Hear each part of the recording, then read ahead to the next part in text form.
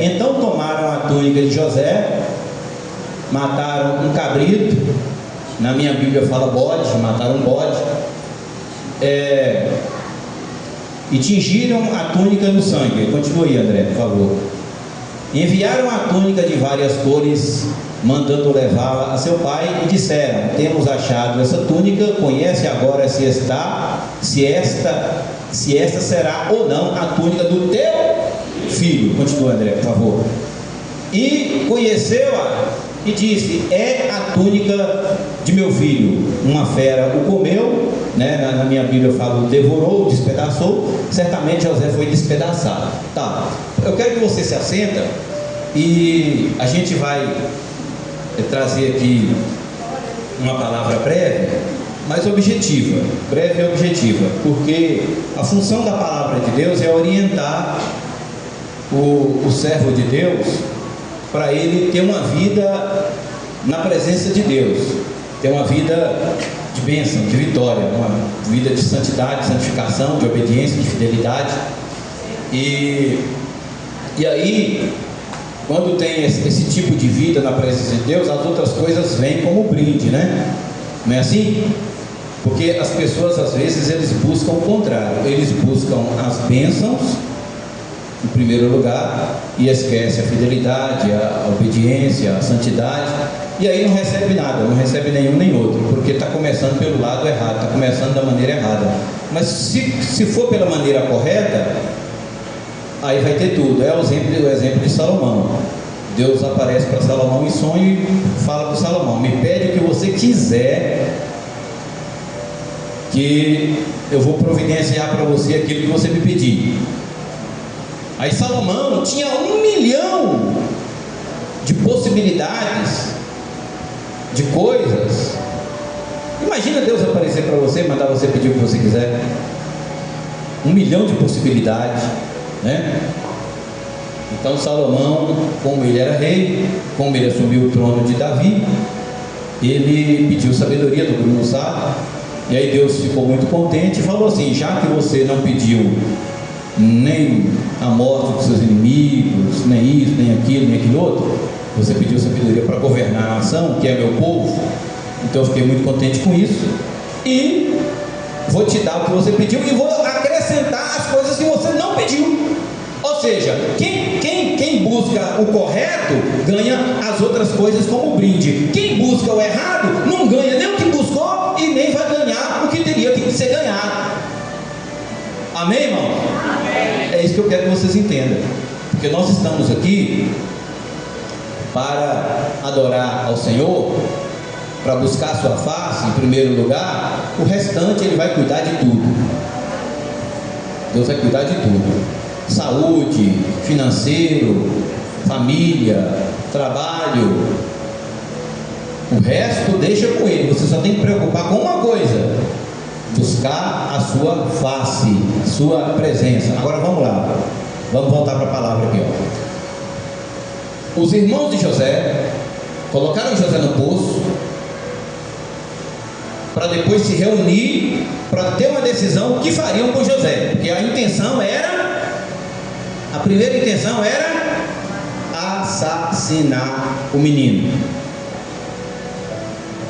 Colocaram ele no poço. Aí conversa vai, conversa vem, discute, faz, não faz, mata, não mata, um queria matar, outro queria matar, e aí resolveram vender o menino. A gente fala menino, mas ele já tinha 17 anos de idade. Venderam o jovem para os ismaelitas, que é os descendentes de Ismael, que é os árabes. Foram para o Egito, venderam para o Egito. E eu li um livro apócrifo que nessa viagem para o Egito, José foi vendido muitas e muitas vezes, foi passado de propriedade de grupo em grupo, porque são muitas caravanas de viajantes. Então os ismaelitas comprou, passou para outro grupo, e foi lucrando em cima disso até chegar no Egito e ser vendido. O último patrão, o último chefe, o último proprietário de José foi o Potifar, que era oficial de Faraó. Agora vamos lá. Pegaram o cabrito, rasgaram a túnica que o próprio pai tinha tecido, tinha fabricado, o próprio pai tinha feito a túnica. A túnica não foi comprada, ela foi feita pelo próprio pai, né? Aí vocês lembram de Gênesis, né? Que Deus fez túnicas para Adão. O pai cuidando, o pai zelando, o pai protegendo, o pai dando apoio. E aí sujaram no sangue do cabrito e disseram assim: vês essa túnica e reconheça se ela pertence ao teu filho. Por que eles não falaram: vê se essa túnica pertence ao nosso irmão? Porque eles já não consideravam ele como irmão. Eles nunca consideravam ele como irmão. É o teu filho, não é nosso irmão, é teu filho. Então, ou seja, os 11 irmãos desprezavam aquele irmão, desprezavam ele como irmão. Ele era desprezado como irmão. Você já sentiu desprezado? Eu tenho certeza que já, alguma vez, de algum motivo, de alguma forma. E é horrível essa sensação de desprezo. Mas eles falaram com Jacó: confere aí, vê se essa túnica pertence ao teu filho. Os próprios irmãos falando isso a respeito do próprio irmão. Aí Jacó, desesperado, pegou a túnica, conferiu, viu que a túnica era realmente ele que tinha fabricado aquela túnica, ele que tinha tecido, ele que tinha feito, ele que tinha colorido aquela túnica de várias cores. E aí ele falou assim: certamente é do meu filho, certamente ele foi despedaçado por algum animal, e agora eu perdi meu filho. E aí tem um versículo que eu não li, mas se o pastor André achar aí mais embaixo um pouquinho, eles tentaram consolar Jacó, e a Bíblia afirma que Jacó não quis ser consolado. Sabe quando morre uma pessoa querida e vem um outro parente que quer consolar?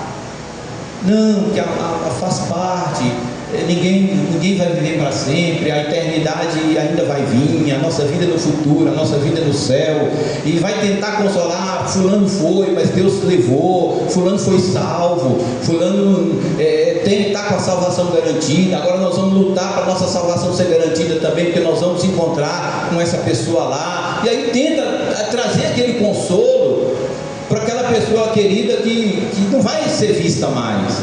Mas Jacó, quando alguém tentava vir trazer algum tipo de consolo, achou, pastor? É mais embaixo um pouco. Se não achar, não tem problema não, eu já estou explicando para os irmãos. Ele não aceitou ser consolado, porque a dor era muito profunda, porque Jacó tinha 4 esposas, 2 esposas e 2 concubinas.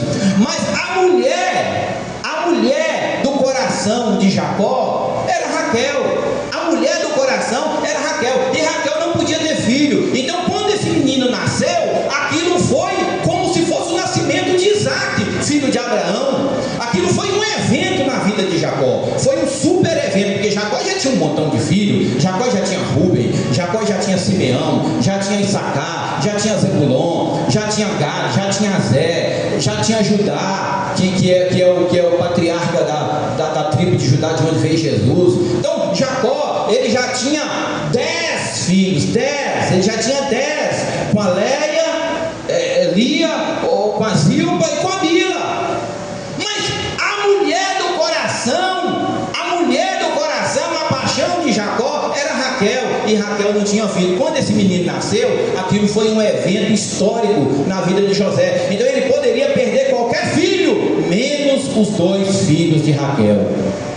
Só para vocês entenderem, porque os 2 filhos de Raquel eram especiais para Jacó, por causa do contexto dele fugir da vida, dele fugir do irmão dele que queria matar ele. Foi morar em Harã, chegou lá, conheceu a Raquel, se casou com a Raquel. O casamento foi conturbado porque o sogro enganou ele, teve que trabalhar 7 anos de graça. Aí ele deu a noiva errada e enganou ele. Aí ele teve que trabalhar mais 7 anos. Foi uma exploração, explorou o rapaz, usurpou.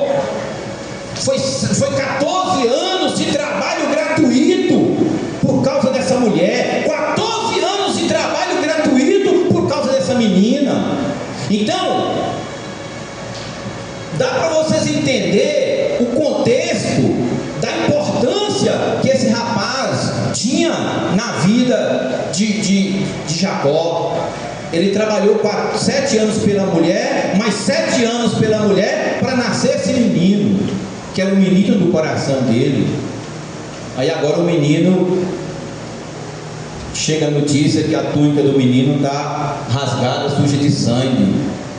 E na época tinha muito animal selvagem lá no Oriente Médio, né? Tem aquela história do profeta novo e o profeta velho, que um leão atacou o profeta novo, o profeta de Judá, e matou, não devorou o corpo, mas matou. Então tem a história de Sansão, que desceu para Timna para conhecer a Dalila, e no meio do caminho o leão pulou nele, ele matou o leão, rasgou o leão. Depois passou alguns meses, ele voltou lá, tinha um favo de mel na carcaça do leão, ele meteu a mão na carcaça do leão e comeu o favo de mel. Então leão nas matas lá, eram os montes, animal selvagem. Então sempre tinha alguém, sempre estava alguém morrendo nas garras de um leão, de um urso. Davi não matou um leão que queria comer as ovelhas, Davi não matou um urso. Então era normal pessoas morrerem devoradas por feras, por bestas feras, era comum. Aí tudo bem, agora aonde eu quero chegar? O que acontece? Todo mundo sabe que José estava vivo, todo mundo sabe que ele virou presidiário no Egito, todo mundo sabe que ele interpretou sonhos, depois ele virou governador. Todo mundo sabe que ele nunca mandou uma carta para a família, nunca mandou uma notícia, e ele poderia ter mandado uma notícia, ele poderia ter mandado um general armado com carruagens de guerra, e na casa do pai dele falar assim: eu estou aqui no Egito e estou aqui vivo. Mas ele não fez isso. Ele era o rei, vice-rei do Egito, ele tinha todo o poder na mão, ele tinha o anel de selar do faraó no dedo para ele assinar qualquer decreto, qualquer documento que vocês pensarem. Mas ele não mandou um general, ele não mandou o serviço secreto do Egito, o departamento de guerra, para ir lá na casa do pai dele e falar assim: ó, eu sou o chefe de tudo, eu mando na maior potência mundial hoje, eu sou o vice-rei da maior potência do mundo, que é o Egito. Ele não fez isso, ele ficou em silêncio, sofreu em silêncio, casou, teve 2 filhos, em silêncio. Quando veio a fome, que os irmãos foram lá comprar comida, foi que começou a crescer dentro de José o sentimento de ver o pai de novo, de ver a família de novo. Mas aonde que eu quero chegar? Isso passou mais ou menos 13 anos. 13 anos, o pai não queria ser consolado. Todo ano chegava um para consolar, o pai não aceitava ser consolado. Ah, Jacó, já passou 5 anos, esquece. Não esqueço teu filho, o meu filho do coração. Passava mais 2 anos, mais 3 anos, vinha alguém querer consolar? Não, vem tentar me consolar. Ninguém cura a dor da perda do meu filho, ninguém, nada vai curar a dor da perda do meu filho. Jacó ficou esses 13 anos sem aceitar ser consolado. E aí, para piorar a situação, quando a Raquel, que era a mulher do coração dele, engravidou de novo e nasceu um outro menino, a mulher vai e morre no parto. Aí agora piora mais a situação, porque ele ganha um filho, mas perde a mulher do coração. Então é uma situação assim, que você vai parar para analisar, você vai pensar o tanto de adversidade, o tanto de problema, o tanto de luta. E aí, e onde está Deus nessa questão? Onde está Deus? Totalmente em silêncio, sem falar um A. E Deus tinha o costume de falar com Jacó. Passou um ano, Deus não falou nada. Deus nem falava que o menino estava vivo e nem falava que o menino estava morto. E Jacó orava, e Jacó chorava, e Jacó se lamentava e não aceitava ser consolado. E passou 2 anos, e passou 3, e passou 10, e passou 12, e passou 13. E Deus não falava nada, e Deus não revelava nada, e Deus não anunciava nada. E aí, quando os irmãos vão lá comprar trigo, que houve aquela confusão lá, que Jacó prendeu um dos irmãos, liberou o restante, aí depois eles voltou, prendeu e deixou o irmão preso e mandou levar o mais novo. Jacó falou: não vai levar o mais novo, porque eu já perdi o mais velho, não quer, se eu perder o mais novo, agora eu vou morrer de tristeza. Ah, mas se nós não levar o mais novo, o chefão lá não vai liberar o trigo para nós e nós vamos morrer de fome. Aí por causa de um vai morrer todo mundo, então o senhor tem que liberar o mais novo para ir. Aí então tá, faz o seguinte, leva o mais novo, se eu perder ele, perdi. Se eu ficar sem filho, eu fico. Já estou com a vida toda desgramada mesmo, já estou com a vida toda lascada mesmo. Deus já não está me respondendo, Deus já não está falando comigo. Eu oro, então já que é para perder, se for para perder, pode levar. Mas não sabia ele que Deus estava no controle de tudo sem falar nada, porque Deus não fica falando o que ele está fazendo, você só vê o resultado depois. É por isso que você não pode se precipitar. Tem gente que blasfema, tem gente que acha ruim, tem gente que briga, tem gente que reclama, tem gente que murmura, mas Deus está fazendo sim, só que você não está sabendo o que ele está fazendo. Então fica quieto e deixa ele terminar de fazer o que ele está fazendo, que aí você vai ver o resultado. Essa é a questão. E aí Deus ficou 13 anos em silêncio. 13 anos em silêncio. Quando os irmãos levou o menino mais novo, Benjamim, para José ver o menino, o irmão dele, o único irmão de pai e mãe que ele tinha, ele fez questão de levar esse menino, sabe por quê? Porque José estava com medo deles fazer com esse menino mais novo a mesma coisa que fez com ele. Por isso que ele pediu para levar o menino, para garantir a segurança do menino. Ele não tinha certeza que os irmãos tinham mudado, então ele pediu para levar esse menino por esse motivo, porque já que fez comigo, vai fazer com o menino também, porque o amor que o pai tinha por Jacó passou por esse menino, que era o filho da mulher amada. Então meus irmãos vão acabar matando meu irmãozinho mais novo também. Meus 10 irmãos vão matar o meu mais novo lá, o meu irmãozinho mais novo. Vou obrigar a trazer ele, que aí ele está debaixo da minha proteção aqui. Neles não, tocou em mim, mas neles não vai tocar. Levou o menino para o Egito. Chegou lá no Egito, Jacó viu o menino, abraçou o menino, e aí Jacó não aguentou, aí José não aguentou mais e disparou a chorar. Ah, que meu irmãozinho mais novo, filho da minha mãe que morreu, faleceu. Agora nós estamos juntos de novo, agora nós nos encontramos de novo. E Jacó não aguentou e começou a chorar. E aí todo mundo viu ele chorando, queria saber por que ele estava chorando. Ele teve que revelar por que ele estava chorando. Aí ele revelou para os irmãos dele: eu sou José, tem 13 anos que eu vim para cá, vocês fez o que fez comigo, vocês lembram, né Rubem, né Judá, né Simeão? Queria me matar, Deus não deixou, me jogou no poço, vocês lembram, né? Pois é, sou eu, estou aqui, eu sou o chefe, que agora eu que mando essa bagaça aqui, ó. Eu sou o chefe, eu sou o vice-rei aqui. Aqui o faraó come na minha mão. A bagaça aqui está na minha responsabilidade. Aí o José pega o exército de Faraó, ele pega os generais de Faraó, ele pega os capitães, ele pega os coronéis, os sargentos, os cabos, soldados, faz um exército, arma um exército com cavalo de guerra, com carro de guerra, com carro de boi, e fala: vai lá na terra de Canaã, busca meu pai, meus irmãos e as esposas e os filhos, e traz que eu vou cuidar de todo mundo aqui. Aí os irmãos de José vai na frente e fala: pai, você não vai acreditar, o seu filho está vivo ainda. Seu filho, é ele que é o chefão do Egito, é ele que ficava vendendo para nós o trigo e nós não sabia. Aí José: mas não é pai, Jacó, mas não é possível, eu não acredito nisso não. Aí quando Jacó sai para fora da tenda, que ele vê o exército de Faraó, com aqueles general cheio de armadura, com escudo, com lança, com carro de guerra, com cavalo de guerra, porque era como se fosse o exército americano hoje. O exército de Faraó era o exército da primeira potência mundial da face da terra. Só para vocês terem uma ideia do poderio militar do Faraó do Egito. Aí quando Jacó vê aquele aparato de guerra na porta da casa dele, da tenda dele, ele falou assim: então é meu filho mesmo, então eu vou. Agora, olha o que é interessante agora. Quando Jacó sobe no carro, coloca as 3 mulheres dele, os filhos, os netos, que deu um total de 85 pessoas.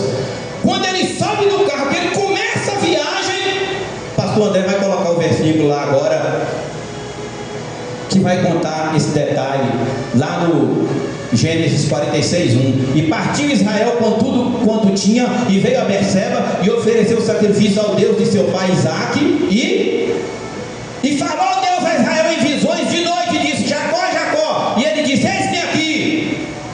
E disse: eu sou Deus, o Deus de teu pai. Não temas descer ao Egito, porque eu te farei ali uma grande nação. Agora, por que Deus não falou isso quando o menino chegou, quando ele chegou com a roupa suja de sangue lá? Deus esperou 13 anos para falar isso aqui, ó. Agora vocês imaginam, se Deus tivesse falado isso aqui na semana que trouxe a roupa suja de sangue, o sofrimento dele não ia ser aliviado. Ele não ia saber que um dia o tempo ia passar, ele ia contra esse menino. Ele não ia viver feliz, mas ele viveu amargurado durante 13 anos, sem querer ser consolado, porque Deus não falou isso aqui, ó. Agora, por que Deus não falou? Porque Deus não vai falar tudo para você, não. É você que tem que mostrar para Deus que você tem fé de perseverar, e buscar, e confiar, e acreditar que um dia a resposta vai chegar. Se Deus fosse falar tudo que vai acontecer comigo agora em 2026, ficava muito fácil para mim. Se Deus falasse assim: meu servo, em 2026, a partir de agora de meia-noite, ó, amanhã vai acontecer isso, semana que vem aquilo, no mês de fevereiro aquilo, no mês de março aquilo, e aí Deus vai contar toda a minha trajetória que eu vou passar agora no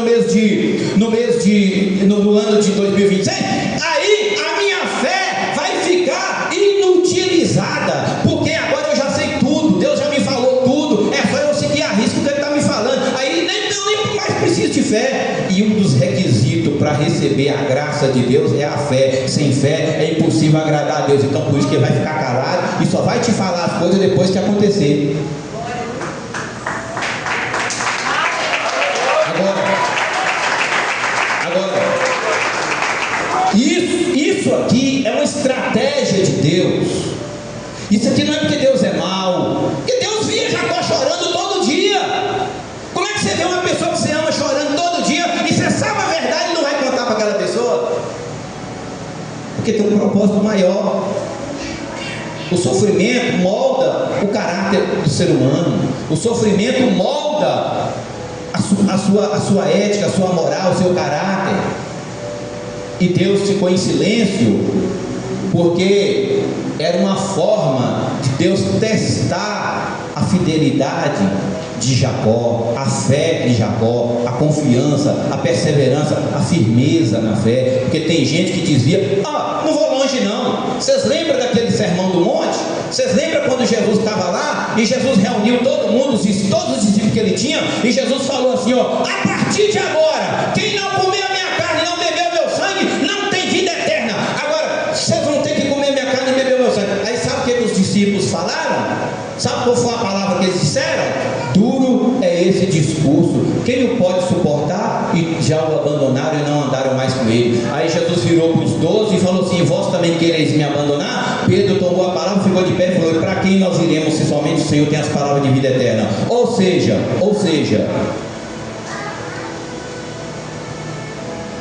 Deus ficou esses 13 anos sem falar essa frase aqui, sem contar que o menino estava vivo. E Jacó mostrou que ele confiava e foi até o fim. Se Deus tivesse falado, não tinha como provar se Jacó ia ficar fiel até o fim. Vocês estão entendendo? Vocês estão entendendo? Eu vou dar um exemplo para vocês. Você que é casado, você que namora, você que tem noiva, tem noivo, se tivesse só você e a sua esposa, o seu noivo, a sua noiva, o seu namorado na face da terra, só vocês dois, teria como você provar se a sua esposa, se o seu noivo, se a sua esposa, o seu marido, se o seu namorado era fiel a você? Teria como? Só com vocês dois na terra? Não teria. Porque um ia jurar para o outro que ama até o fim, porque vai amar quem mais? Vai amar quem mais? Entendeu, irmão? Então tem que ter um parâmetro. A fidelidade, ela tem um parâmetro. Por que Deus permitiu que o diabo pecasse e se tornasse o Satanás? Porque tem que ter um parâmetro para Deus testar quem é digno de estar com Ele e quem não é digno de estar com Ele. Deus, Ele vai testar quem tem fé para perseverar através de uma luta dessa aqui de 13 anos chorando, ó. Deus vai testar se você é digno de receber a promessa que Ele tem para você. Davi foi ungido a rei com mais ou menos 15 anos de idade. Ele só foi sentar no trono com 30. Com 15 anos de idade, Samuel foi na casa de Davi, chamou os filhos de Jessé e falou assim: Deus mandou eu vir aqui para ungir um dos seus filhos como rei. Passou o primeiro, não era. Passou o segundo, não era. Passou o... Aí Samuel falou assim: não, mas acabou os filhos, cadê os filhos? Deus falou que um dos seus filhos vai ser rei. Nenhum deles. Você tem mais filho? Tem mais um, mais novo, caçula, está lá no mato. Pois então não vamos sentar para comer enquanto ele não chegar. Quando o menino chegou, que entrou na porta, Deus falou: taca o azeite na cabeça, que é esse aí que eu escolhi. E você tinha 15 anos mais ou menos. E sabe com quantos anos ele sentou no trono? Quando ele tinha 30. Quando ele tinha 30. Ou seja, o tempo de espera foi 15. A gente pregando, a gente pensa que é tudo facinho, né? Ele matou o leão, depois já virou rei. Não. Teve um processo doloroso. Ele foi perseguido, ele morou no mato, ele dormiu na caverna. O próprio sogro tentou matar ele todo dia, tentando matar. 15 anos sofrendo, se escondendo de um buraco, se escondendo de outro buraco, saindo de um lugar. Tem aquele episódio lá daquele marido lá da Abigail lá, que não queria dar comida para ele, ele morrendo de fome. Ele resolveu matar o homem. Deus foi, interferiu, não deixou ele matar o homem. O Nabal carmelita lá, que tinha muitos bens, era fazendeiro, era rico, não queria dar um cabrito para Davi comer, e Davi passando fome, e ele teve esse problema todo. E Saul colocou o exército de Israel, e Davi até falou assim: nunca vi uma coisa dessa, o rei de Israel colocando todo o exército de Israel atrás de um cão morto, atrás de uma pulga. Ele se comparou com uma pulga e com um cão morto, porque colocou todo o aparato do exército para procurar um único homem. E ele ficou esses 15 anos sofrendo, passando fome, dormindo no mato, dormindo nas cavernas. Foi morar lá com Ax, rei de Gate. Chegou lá, queria matar ele, se fingiu de doido, deixava a saliva descer pela barba, a saliva descia para a roupa dele assim, ele babava na roupa e subia abraçava as colunas do palácio do rei e fazia caras e bocas para eles pensar que ele era doido, para não morrer. Tudo isso a gente não prega, a gente não fala, a gente não conta. É tudo bonito. Davi virou rei, Davi casou, teve filhos, gerou Salomão que virou rei. Também é tudo bonito, é tudo lindo. Mas se você for olhar nas entrelinhas, você vai ver o tanto que esse povo sofreu, o tanto que eles amargurou, dor, sofrimento, lágrima de sangue, lágrima de angústia, para mostrar para Deus que eles eram fiéis, que eles tinham perseverança, que eles não iam arredar o pé, para mostrar para Deus que eles eram dignos da promessa, para mostrar para Deus que eles eram dignos de receber o que Deus tinha preparado para eles, que eles não iam arredar o pé. Tem muita gente que arreda o pé, igual essa turma que arredou o pé quando Jesus falou que tinha que comer o sangue e beber a carne, comer a carne e beber o sangue. Eles arredou o pé, e teve muitos outros que arredou o pé, e até hoje a gente vê crente arredando o pé, fugindo, saindo, desviando por causa de uma coisa boba, às vezes coisa simples. Imagina se Deus contasse tudo que ia acontecer com essa pessoa. Ela ia ficar na igreja, mas porque Deus está falando, não porque ela é fiel, não porque ela é digna de receber a promessa de Deus. Então hoje aqui Deus está falando contigo o seguinte: Ele não vai te contar tudo. Vai acontecer coisas na sua vida que você vai ficar chocado. Porque Deus não revelou? Pois é, Ele não vai revelar porque Ele quer ver até onde você vai para adorar Ele. Ele quer ver até onde você vai para ficar fiel a Ele. Ele quer ver até onde você vai, até onde vai a sua fé, para você se mostrar digno de receber as promessas que Ele tem para você. Porque as promessas, a Bíblia diz que nem olhos viram, nem ouvidos ouviram, nem penetrou no coração de homem nenhum. Isso no céu, mas aqui também Ele prometeu que quem deixar casa, família, por causa do seu nome, receberia 100 vezes mais, e no porvir a vida eterna. Então Deus tem coisas grandes para você, tem coisas enormes para você, coisas absurdas para te dar. Agora, tem crente que esquece disso aqui, que ele vai ficar em silêncio, que começa a murmurar como o povo murmurou no deserto, né? Moisés, você tirou nós do Egito, lá tinha comida, lá tinha bebida, você tirou nós do Egito para nós morrer no deserto. Pois é, murmurou e morreu mesmo. Aí não ficou sem o Egito e sem a terra, morreu na areia. Até hoje tem arqueologista, até hoje acha ossos secos debaixo da areia lá, até hoje acha. Onde foi enterrando aqueles 600 mil, foi 600 mil! Qual é a população de Valadares? A população de Valadares está em 200 e alguma coisa, parece, 200 e alguma coisa, 200 e poucos mil, 200 e poucos mil a população de Valadares, pois morreu 600 mil, dava 3 população de governador Valadares toda no deserto, só porque não teve a perseverança, a paciência de esperar o dia de tomar posse da terra e ficou murmurando.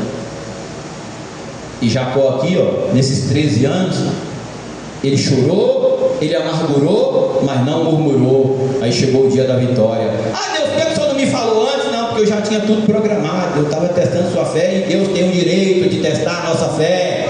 Deus tem o direito que nós vamos morar na casa dele, e ninguém pode pôr qualquer um para morar na casa dele. Eu não coloco qualquer um para morar na minha casa, você não pode colocar qualquer um para morar na sua casa, e Deus não vai colocar qualquer um para morar na casa dele. Ele vai testar a fé, sim, vai testar até o fim Deus vai testar, até o fim. Então,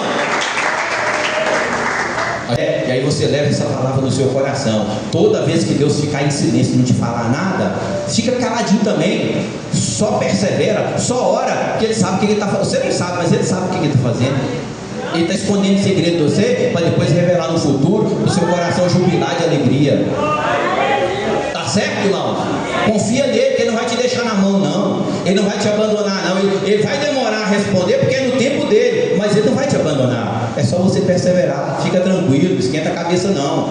Está no controle de tudo. O menino está vivo, o menino é governador, está chorando à toa, chorou 13 anos. E o menino vivinho lá, casado com um filho, cheio de saúde, força e vigor, e mandando na bagaça toda. Vocês vão achar engraçado eu falar mandando na bagaça. Vamos ficar de pé, para nós.